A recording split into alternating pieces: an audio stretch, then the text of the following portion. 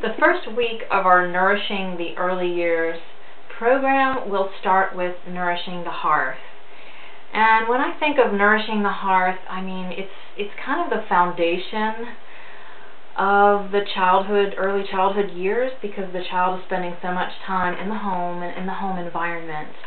And it's very important to have an environment created in a way that will fully allow the child to develop and thrive naturally.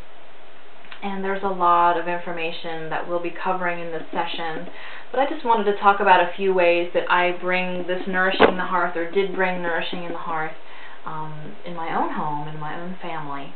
And the number one way I can say is to have a good daily rhythm, to know what's happening, to know what's coming up.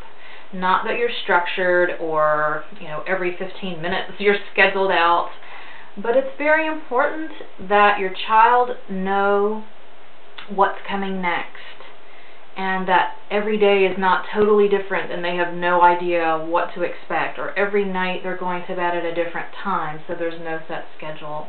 There is security for the child in having a rhythm established, and there's freedom for you as a mom in having a daily rhythm set up. It doesn't have to be a tight, rigid rhythm. It can be a loose rhythm. It should be a flowing rhythm, this in and out breath of the day. And also ways of creating the day so that your child is not overstimulated, and we don't want to desensitize them. This culture that we live in is so fast-moving, and there's always this tendency to bring too much, too early, too fast, and this whole pop culture way of just kind of jumping on the bandwagon and going along.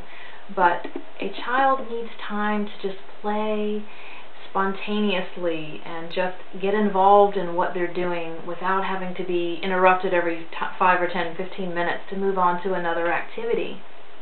Having them involved in something where they can create deep connections. And it's very important the way their play area is structured and the types of toys that they will be playing with, and we'll be going over all of this in our Nourishing the Early Years program, which starts October 13th.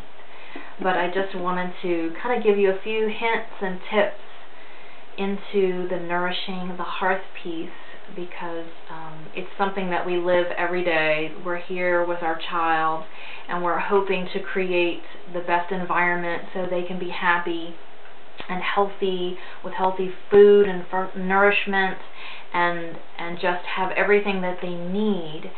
And it is an important element in those early years. So I hope you can join us in the program and to get some practical tips and a lot of great advice.